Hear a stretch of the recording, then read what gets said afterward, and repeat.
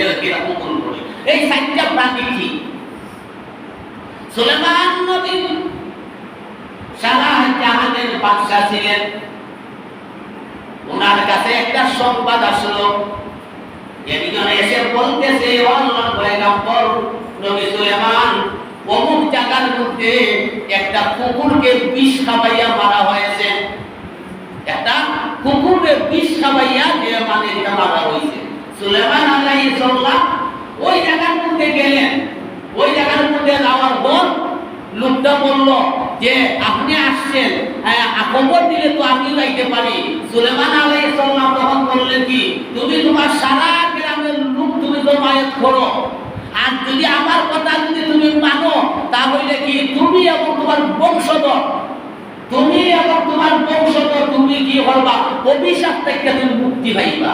আর যদি আমার কথা মানো না তাহলে তুমি এবং তোমার বংশধর অভিশাপ থেকে মুক্ত মানে হইতা না।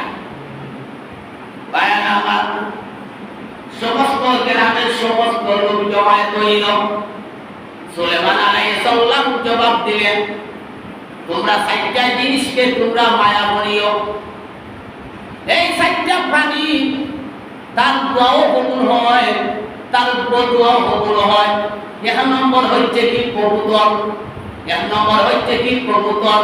সমস্ত প্রাণীর মধ্যে কবুতরে বেশি বেশি হলে আল্লাহর জিকির করে হোক সুবহানাল্লাহ। সমস্ত প্রাণীর মধ্যে কবুতরে কি হলে আল্লাহর জিকির বেশি বেশি হইয়া হয়। কবুতর দেখো হয় না কাকু, কিন্তু সেইগুলা হয় না, সে তার আল্লাহর জিকির করে, আল্লাহর জিকির করে। আর কবুতরের যে শক্তি, যতটুকু সে উপরে উঠতে পারবে আর কোন প্রাণী অতটুকু উপরে উঠতে পারবে না। ভাইরা আমার, আমাদের বিশ্ব নবী হযরত মুহাম্মদ সাল্লাল্লাহু আলাইহি সাল্লাম যেই সময় হিজরত করলেন, আপনারা ঘটনা জানেন, যেই সময় হিজরত করলেন মক্কা থেকে যেই সময় মদিনার মধ্যে যাইতেছেন, মায়ার নবী মায়ের দেশের দিকে বারবার তাকাইতেছেন। একটা গুহার মধ্যে যেই সময় গিয়ে আশ্রয় নিলেন, কবুতর আল্লাহ দরবারে ডাক দিয়ে বলতেছে, আল্লাহ আমাকে একটু শক্তি দাও। আপনার হাবিব হিজরতের উদ্দেশ্যে মদিনার মধ্যে যাইতেছেন, পিছনে কাফিররা দাওয়া করতেছে, আপনি যদি একটু অনুমতি দেন, যে গুহার মধ্যে আপনার হাবিব বসেছেন ওই গুহার মধ্যে আমি একটা বাসা করব, আর ওই বাসা করে ওই জায়গার মধ্যে আমি ডিম পাবো, আপনি অনুমতি দেন। আর এর আগে কি মাকড়সা এসে জানতে মানে দেওয়া পাচ্ছিল, আর কবুতর এসে কি হচ্ছে, সে বাসা করছে, বাসা করার পরে সে কি হচ্ছে, যে সে ডিম পাচ্ছে। এখন তো কাফিররা দেখে যে মাকড়ের জাল, কবুতরের বাসা, যদি এদিকে লোক যদি ঢুকে তাহলে মাকড়ের জাল তো থাকার কথা না, কবুতরের বাসা থাকার কথা না। ভাইরা আমার, আল্লাহ রাব্বুল আলামিন কবুতরকে ডাক দিয়ে বলেন, কবুতর তুই আমার হাবিবকে সাহায্য করেছস, তুই কি চাস, তুই চাস কি? কবুতর ডাক দিয়ে বলে, পরওয়ারদিগারে আল্লাহ, আপনার হাবিবকে আমি সাহায্য করেছি, এটা আমার সৌভাগ্য। আল্লাহ ডাক দিয়ে বলেন, কবুতর রে, আমার হাবিবকে আমি তোমার কাছে বিনিয়ে রাখতে চাই না, আমার হাবিব তোমার কাছে আমি বিনিয়ে রাখতে চাই না। আমার হাবিবের এই তুমি সাহায্য করার কারণে আমি তোমাকে একটা প্রতিদান দিলাম, তুমি যতদিন দুনিয়ার মধ্যে জীবিত থাকবে তুমি কখনো বাসা বাঁধতে হবে না, মানুষে তোমার বাসা বাঁধিয়ে দিবে। বলেন সুবহানাল্লাহ। যেমন যেন কবুতর, কবুতর মারলে যেত টাকার মধ্যে কবুতর কি করে, আল্লাহর নবী ওলিগণ হতেন, তারা কি বেশি মহব্বত করে। শাহজালাল সাহেবের মাজারের মধ্যে কত কত কবুতর, যে বাসা কবুতরে বাসা বাঁধবে না, মানুষের তার বাসা কি করে বাঁধতে আছে। কবুতর যেত টাকার মধ্যে আছে, একটু লোহা দিয়া খাট দিয়া মানুষের কি করে বাসা দেয়, ওই জায়গার মধ্যে সে ডিম পাবো না হলে কি হবে, একটা জালিও দেয়, জালি দিয়ে লটাইয়া কবুতরে সে বাসা করে না, মানুষের তার বাসা দিয়ে বাঁধিয়া দেয়। কেন দেয়? আল্লাহর হাবিবকে সে যে সাহায্য করেছিল, মহব্বত করেছিল, এর কারণে আল্লাহ তাকে একটা গুণ মানে দান। কবুতরের বাসা কখনো করেছিল কি মাকড়সা। মাকড়সা আল্লাহ ডাক দিয়ে বলেন, তোমার হানির চিন্তার কোনো প্রয়োজন নাই, তুমি আমার হাবিবকে সাহায্য করেছো, তুমি সারাদিন জাল করবা, আর আজকে তোমার জালের মধ্যে আইসা পোকা পড়বো, আর তুমি গুলা পয়সা পয়সা তুমি খাইবা। দেখতে পাচ্ছ হেয়ানি জালও বলতে তার হানির কোনো চিন্তা নাই, তার হানির কোনো চিন্তা নাই যে পোকা মাকড় জালের মধ্যে আসে আর সে বইয়া বইয়া খায়।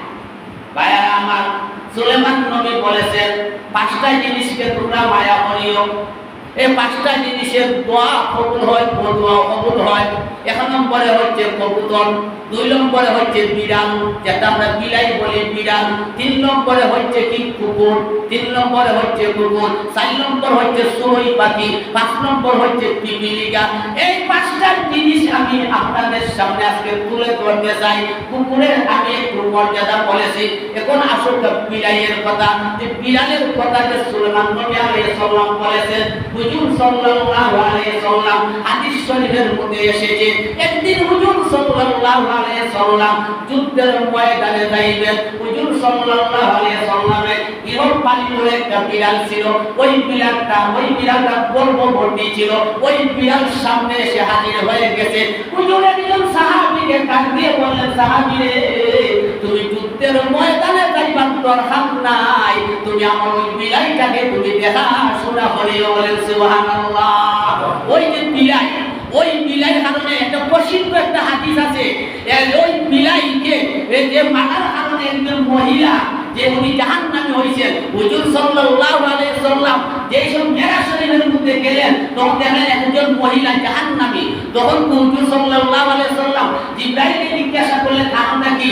জিবরাইল বললেন, ওই মহিলা একটা বিড়ালকে সে গোয়ালের মধ্যে বেঁধে রাখতো, খাবার দিত না, সে অন্য জায়গায় ঘুরতে গিয়ে খাওয়ার কোনো সুযোগ কইরা দিত না, না দেওয়ার কারণে বিড়ালটা ওই বান্দা তাকিয়ে বিড়ালটা কি হয়েছে, মারা গেছে। ওই বিড়ালটা মারা যাওয়ার কারণে আল্লাহ ওই মহিলাকে জাহান্নাম দান করছে।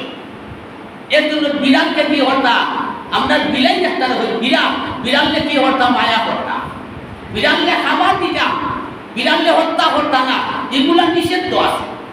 এ হলে আসল কাজে মানে পিপিলিকা।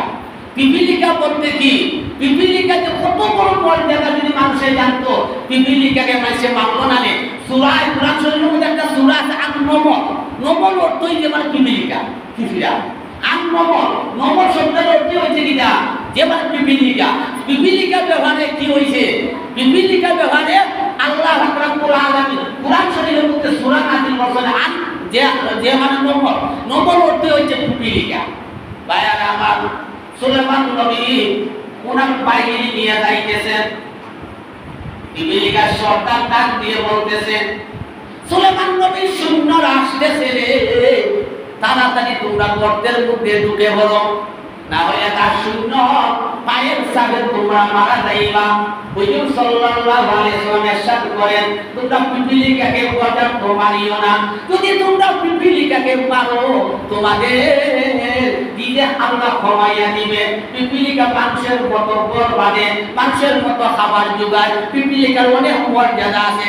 এর জন্য যে পিপিলিকা আপনার ক্ষতি করে না, ওই পিপিলিকাকে কখনো মারবেন না, ওই পিপিলিকাকে মারবে না। যে আল্লাহ কোরআনের মধ্যে বলেছেন নমল, নমল অর্থই পিপিলিকা, নমল অর্থই কি পিপিলিকা, যে পিপিলিকা ক্ষতি করে না, এই পিপিলিকাকে আপনি মারবেন না। এই পিপিলিকাকে মারলে কি হয়, আল্লাহ আপনার আমার নিজেদের মধ্যে আল্লাহ নিজে উঠাই যায়, নিজের যে হয় যেমন কমাই যায়, এর লাগে পিপিলিকাকে মারতাই না। এটা কোরআনের মধ্যে নির্দেশ।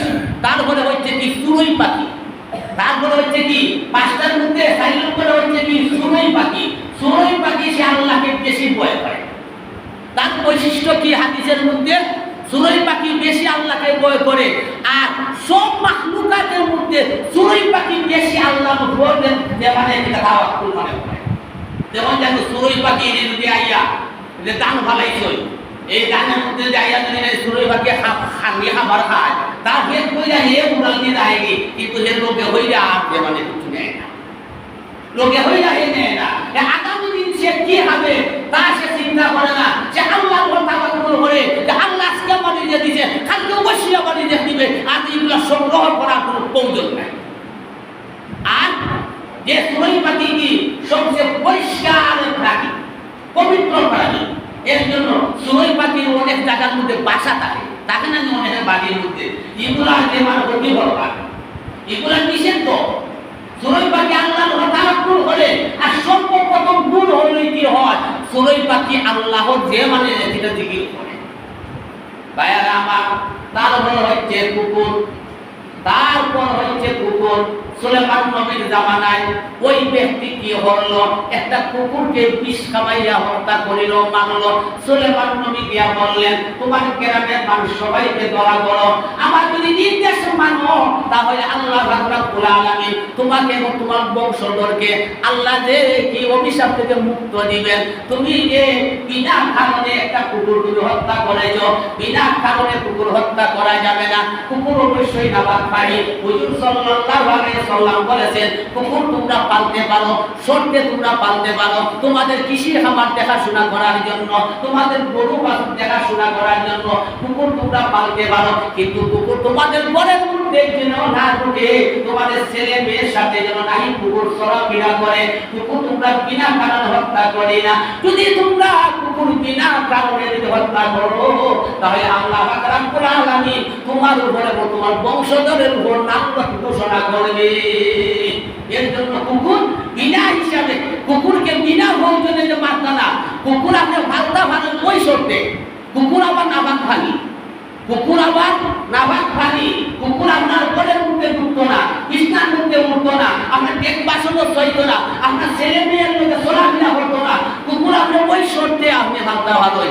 আপনার গরু আছে, আপনার উট আছে, দুম্বা আছে, বুড়া আছে, বহরি আছে, ওগুলা পাহারাদারি দেওয়ার জন্য, আপনার কৃষি খামার আছে, ওগুলা পাহারাদারি দেওয়ার জন্য আপনি কুকুর ভালতা ভালোই। আর কুকুরকে কি আপনি বিনা প্রয়োজনে কুকুরকে হত্যা করা যাবে না। এর জন্য সুলেমান নবী বলেছেন, পাঁচটা জিনিসের, এই যে পাঁচটা যে মাখলুকের দোয়াও কবুল হয়, বদুয়াও কবুল হয়। পাঁচটার মধ্যে এক নম্বর ভাইলাম কি আমরা, যে এক নম্বর ভাইলাম কি যে আমার কবুতর, দুই নম্বরে ভাইলাম কি আমরা যে মানে পিরা, তিন নম্বরে চড়ুই পাখি, চার নম্বরে পিপিলিকা, পাঁচ নম্বর হচ্ছে কুকুর। এই যে পাঁচটা জিনিসের দোয়া, সে যদি দোয়া করে আপনার জন্য, হ্যাঁ এই দোয়াও আল্লাহ দরবারে কবুল হয়। সে যদি বদুয়া দেয় আপনার থাকার জন্য, তাহলে বদুয়াও আল্লাহ দরবারে কবুল হয়। এর জন্য এই পাঁচটা জিনিসের কি হতা মহব্বত হয়, এই পাঁচটা জিনিসের মহব্বত কর্তা। আর আল্লাহ কোরআনের মধ্যে বলেছেন, ইন্নাল্লাহা ওয়া মালাইকাতাহু ইউসাল্লুনা আলান নবী ইয়া আইয়ুহাল্লাযীনা আমানু সাল্লু আলাইহি ওয়া সাল্লিমু তাসলিমা। আমি আমার ফেরেশতাগুলোকে নিয়ে আমার হাবিবের উপর দুরূদ শরীফ পড়ি, আমি সালাম দেই, তোমরাও দুরূদ শরীফ পড়ো, সালাম দাও। নবীর ভালোবাসা যদি অন্তরে থাকে না, আমার মুদা পড়লে কাম হইবে না। নবীর ভালোবাসা রাখতে হইবে। লম্বা ভাইজানি, লম্বা তসবি, লম্বা নহি, তার নামাজ পড়লে কাম হবে না। নবী যেখানে আল্লাহ সেখানে, নবী নাই যেখানে আল্লাহ নাই সেখানে। এর জন্য আল্লাহ কোরআনের মধ্যে বলছে, কুল ইন কুনতুম তুহিব্বুনাল্লাহ ফাত্তাবিউনি ইউহিব্বুকুমুল্লাহ। তোমরা যদি আমাকে পাইতে চাও তাহলে আমার নবীকে ভালোবাসতে হবে, আর যেমন নবীকে ভালোবাসবে আমি আল্লাহ তাকে ভালোবাসবো। সুবহানাল্লাহ। এর জন্য নবীর ভালোবাসা অন্তরের মধ্যে রাখতে হইবে। নবীর ভালোবাসা ছাড়া কোনো কিছু ইবাদত কবুল হবে না। নবীর ভালোবাসা নাই, আপনাদের ঈমান নাই। নবী হচ্ছেন আমাদের ঈমান, নবী আমাদের ঈমান। নবীর ভালোবাসা রাখতে হইবে। নবীর ভালোবাসা না রাখলে আপনি ঈমানদার নাই। আল্লাহ রাব্বুল আলামিন আমরা নেক আমল করার তৌফিক দিতা এবং নবী করিম সাল্লাল্লাহু আলাইহি সাল্লামের ভালোবাসা মহব্বত আমরা সৃষ্টি করতা। ওয়া আখিরু দাওয়ানা আলহামদুলিল্লাহি রাব্বিল আলামিন। সাল্লাল্লাহু আলা সাইয়্যিদিনা